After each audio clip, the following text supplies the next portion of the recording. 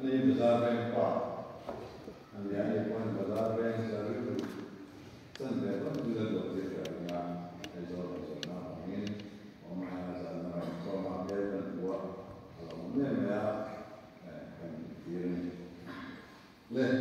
zaman ini masih orang siapa orang global bertani ya, tu kiri semua global bertani dia tu setu di para orang na soma untuk imal soma mencinturin som sudah ya terus soma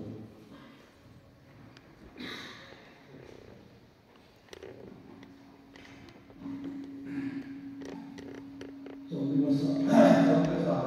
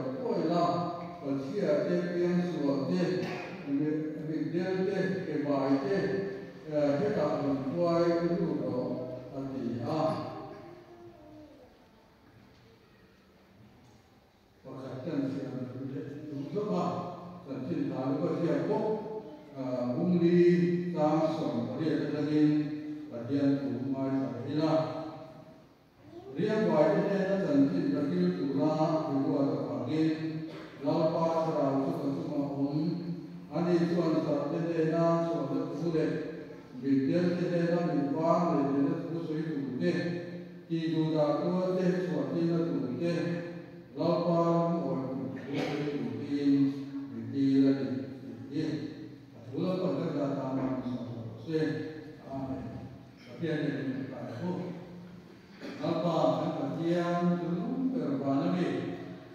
để không bỏ lỡ những video hấp dẫn. đi chứ nằm mà ô tủ lên đi cái giống đi qua cái đồ qua lên cao rồi là nhà đâu mà quân quân đồ chứ cái này sản địa đồ chứ rồi tủ lên cái gì qua đấy à còn lúc đi cái đồ làm ra mình mau sống là rồi chúng ta có đồ đa hai cái đồ chúng ta sau đó đồ cái đồ gì xí là tủ choan cái gì qua sẽ được chứ phong kim đồ lai cái này mình phong kim sakin cũng là anh sẽ học thì là tủ lên rồi là cái tủ đi bắt đầu cái gì thì là đi xuống cái gì lên hey rồi là cái quỷ là đủ quay chỉ là sự đó cái đó thì còn là nhất thì là đi xe đi tủ lên cần thiết ổn định thiết cầu gần xin lỗi tôi đã sáng là lâu xiển đó cầu gần đây thì đi là kia có cầu gần đi ăn cả nó ăn thì rồi phút lắm thật là ổn định mà ya thì muốn thật như là vai thảo cũng là gì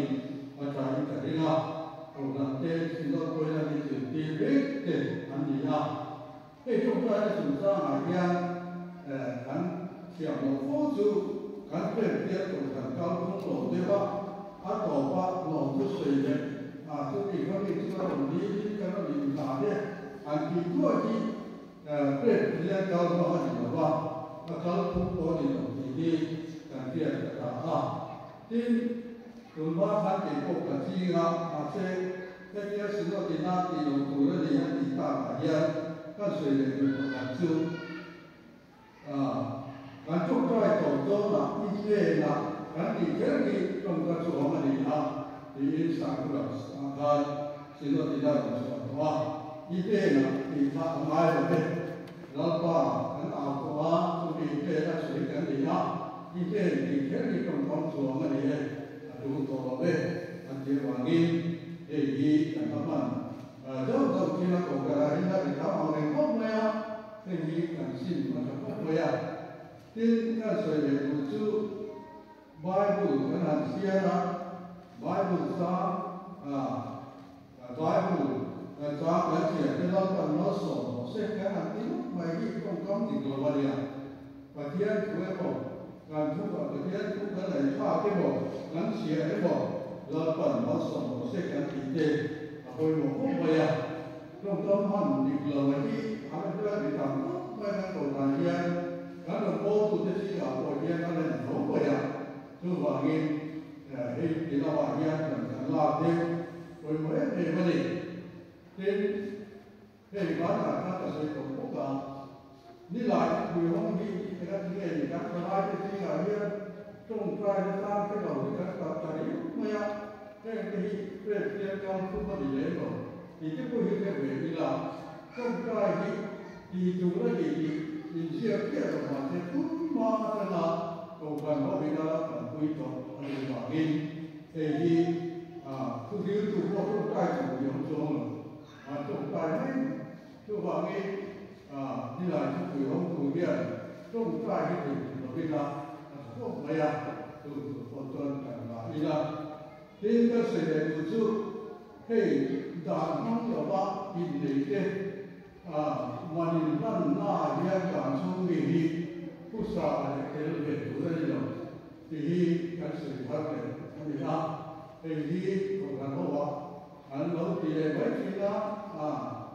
มันนั่นร้านเราเป็นที่ตัวตาตัวที่ไม่เราสุดเต็มเลยที่นี่เราที่เราสุดเสียนี่ละตัวกันสุดที่เป็นกันนี่ละที่ละแต่ก็คุยกันตามนี้ที่นี่ละอันนี้มาที่สุดว่าส่วนที่กล้าเขียนที่เด็กทำก็มาที่เด็กสังเกตว่าจะพอแยกนู่นเช่นกับเป็นกันซีที่เป็นกันที่ละการใช้ตัวนี้นะไม่รู้สึกที่ครูตัวนี้ละที่ตัวนี้ละตัวกันเต็มผู้ดูนั่นอยู่ไม่ได้ลายที่เป็นการนี้ละอันเคยถูกบอกที่จู่ว่าจะกันเสร็จรู้สึกจบที่สุดท้ายนี้กันยังหลงที่นั่นจบที่สภาพกันที่บอกกันที่นั่นไปอ่ะแล้วตอนนี้อันนี้อ่ะจบที่อันนี้อ่ะเรื่องนี้กันที่ยังหลงว่าสภาพนี่ส่วนสมนักนี่ทุกวันถึงเวลาเรา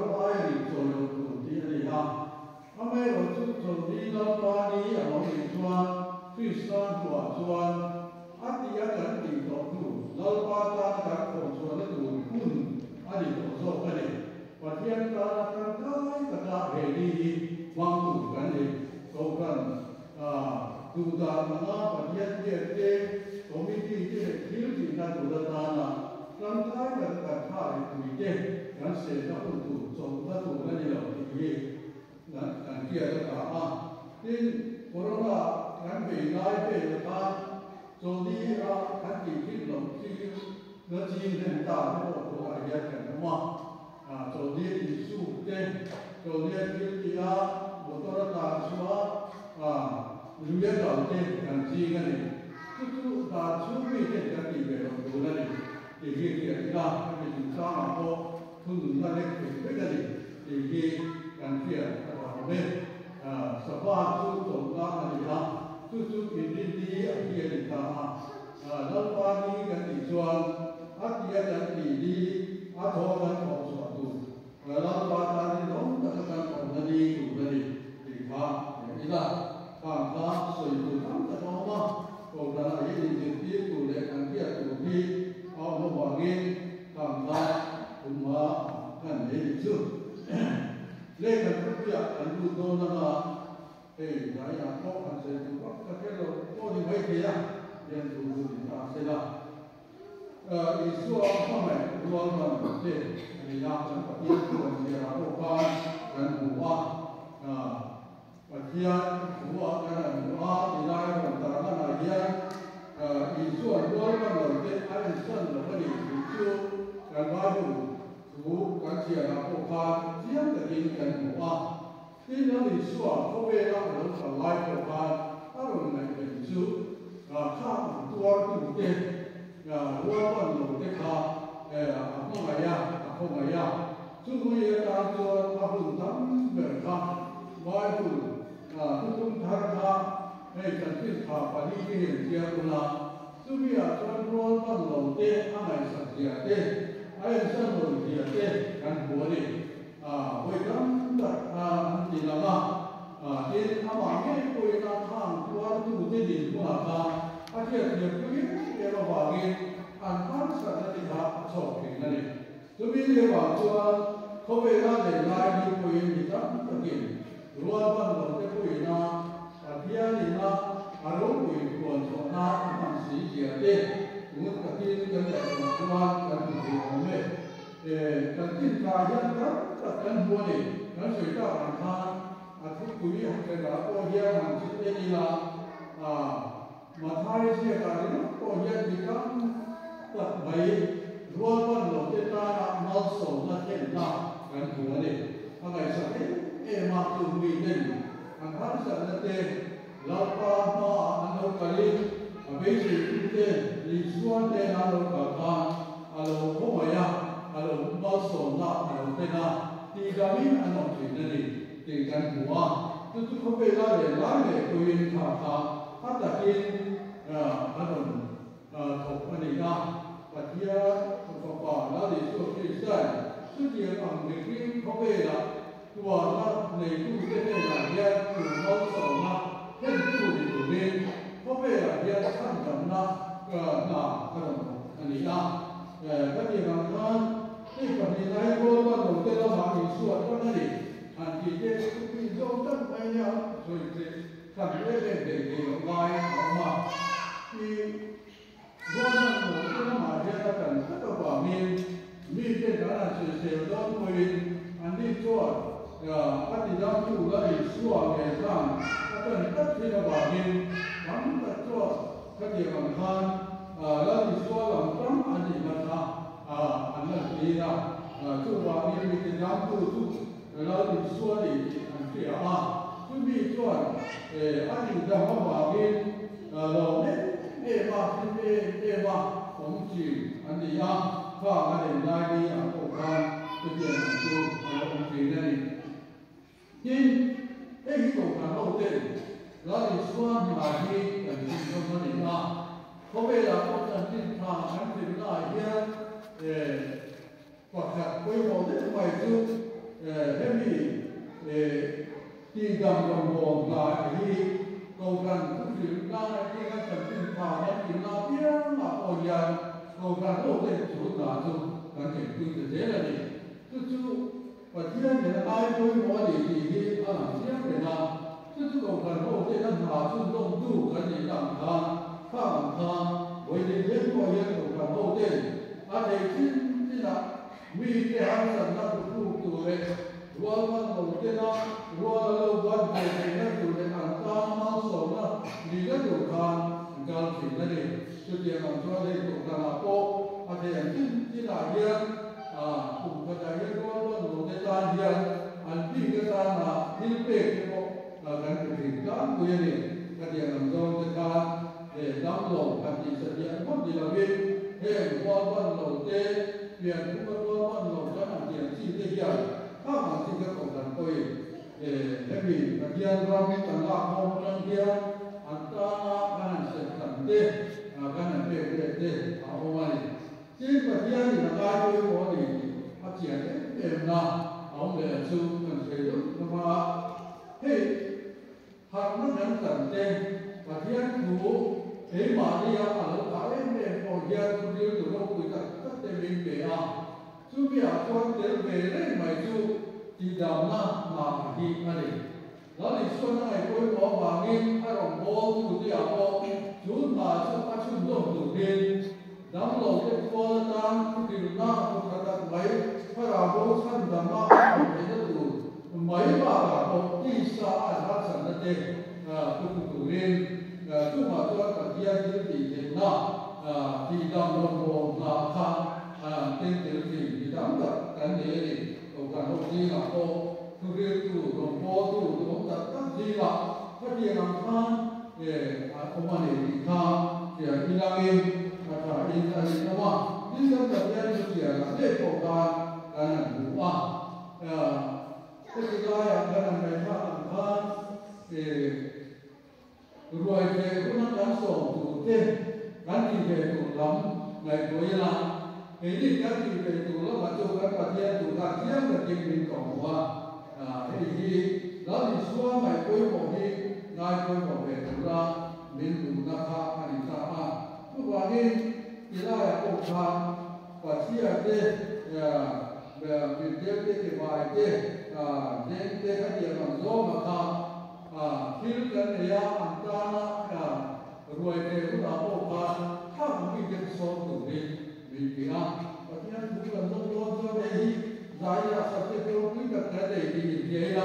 mà xây dựng về con chữ cái này đã chủ sự để voi của cái này cũng chỉ là chữ này là rồi về xưa mua và chỉ là cái đeo sủa cái vài cái mình đeo cái số đồ tổng chế thì em vào cái thì cho anh đi chọn đồ để tụi nó về rồi là khi nào anh lớn cũng thì voi của tụi này là khi nào anh đâu thì nó tụi và đây là giặc lừa ba thế mình cái không về là anh mua mà chung mà mình cái gắn của cái gì thì cần chia ra cả là chung mình cái ta cái gắn cái gì thì khác chung ít thì nó đủ đi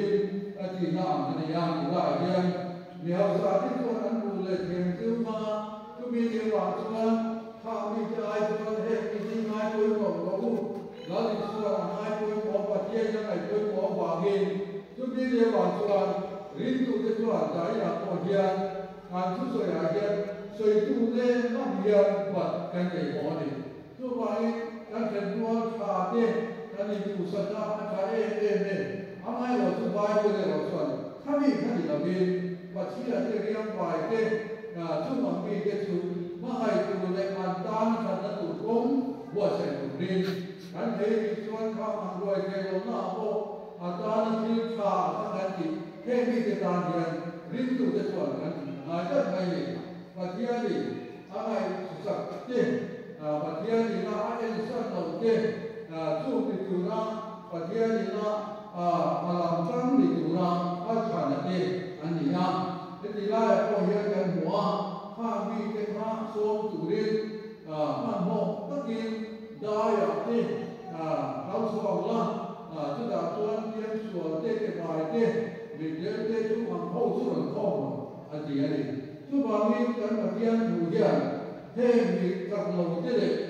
tiền cũng không quan đầu tiên thì phải tiên bằng ngày sáng này thì cái phải tiên của cái này là tiền hết để mà này chúng mình đều bảo cho cái gì lại là chúng tôi ăn hoàng hiện đó thì số ngày sáng thì riêng tu cái gì cho cái này sản về quên bỏ hoa thì xua là không phải luôn bắt đầu thì không phải về luôn những gì anh đi ăn chúng ta cho thì nó chín cái gì ăn xuống để qua là cần quy thì lâu anh đi quy trong trai na để cần chuyện na anh ta nó không trả để anh đừng qua lâu nó về để nó tụ ra và thiên thì anh đi nó để lỗ tất cả đông sông thì về và thiên không ai có đánh đỉnh quy mà chúng mình cái ta chuan khả năng nó tất cả trong trai nó để nó là thế gì thì ý là trước tiên làm cho nó đi xuống không phải thế anh đi làm kia đấy là tôi hiện thế vì thế thành phố với bộ tất mấy đó đi xuống không phải ở kia nếu mà đi ở đâu thiếu chỉ đủ cái điều thế thì ý là tôi vào game thế cái bài thế biên xuống thế nên là một cầu núi đâu mà chỉ ăn tham cái cái này lại đi ở đâuถ้าเราทำไม่ได้เลยที่ทราบถ้าสัตว์ร้ายที่ทำเราส่งโดนสิ่งอันนี้นะถูกจูไปบอกว่าไม่อ่ะที่แค่ที่เราพูดแต่ที่สารมาเดียวสู้ๆเขาเวลาพวกอันที่เย็นๆนายนี่นะย้ายเราจะได้โอเครวมกันเราเต็มกันเราไม่แค่เราเป็นกันนายไม่เพียงทำไมเราจะปัดเทียนหลักชวนรวมกันเราวันเราเป็นเรื่องไม่กับเราเนี่ย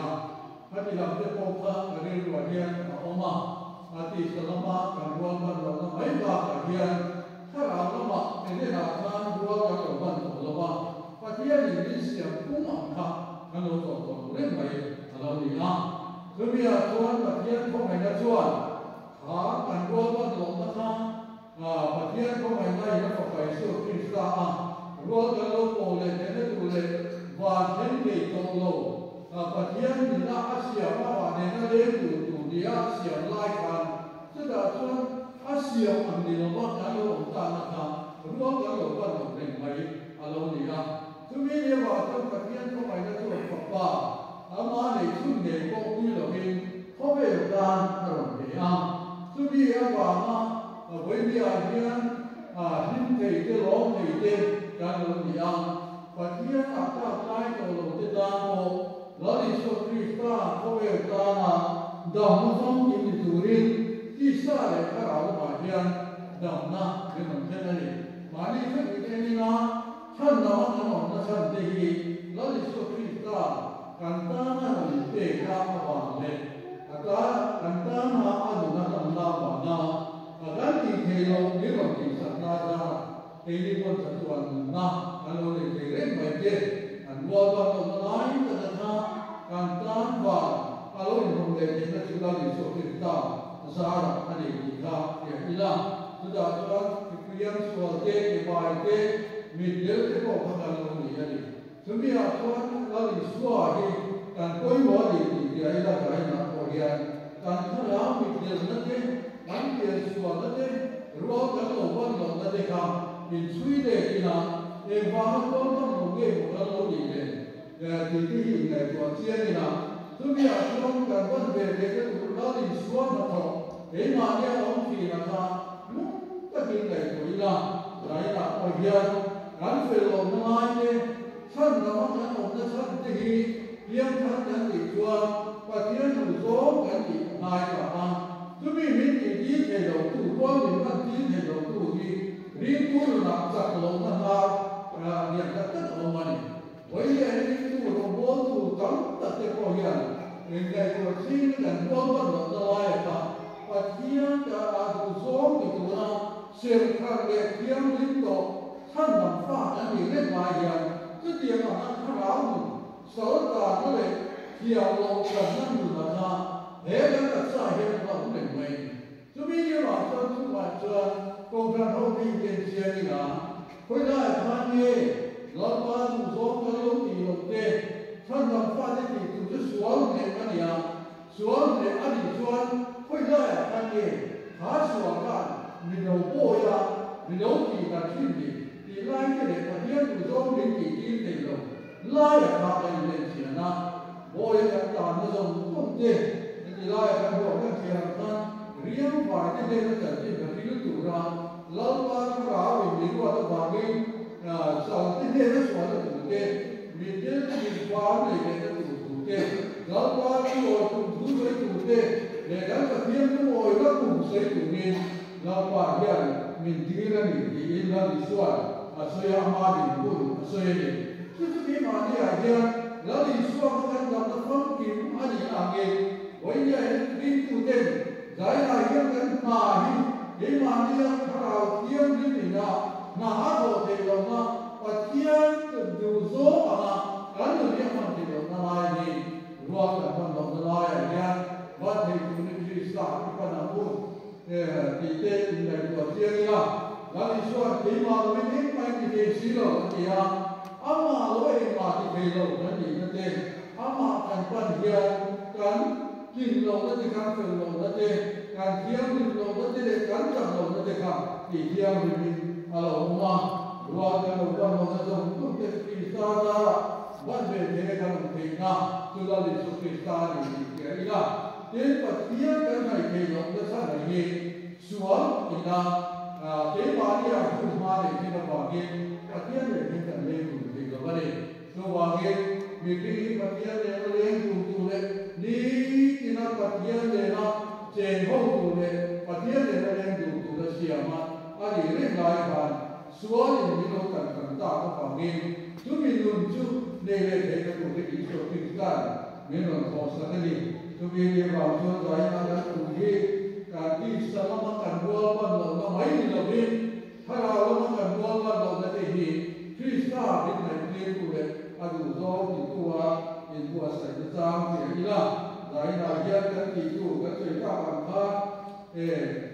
cái thiết gì về cái nghề người của khi là sao giải là của thiên thì này của chia đi là chia trên thì chia cái bài kia biết soạn kia làm gì soạn này soạn nghĩ thì ra cái một kia làm gì soạn tu vi cái tu anh đã quay một kia cái đi cô của cái cô trên làm gì soạn này quay một cái cái của cô thì anh sẽ đi tốt thì sẽ là cô làm soạn cái ta mau đi soạn trên Tiang fakla, antar orang setiap tuakan maya, nak buat jadi nak, hari amat buat jadi macam tuan, yang bagi dia itu cuma dok, ini orang kau, orang dia ada kaya, kau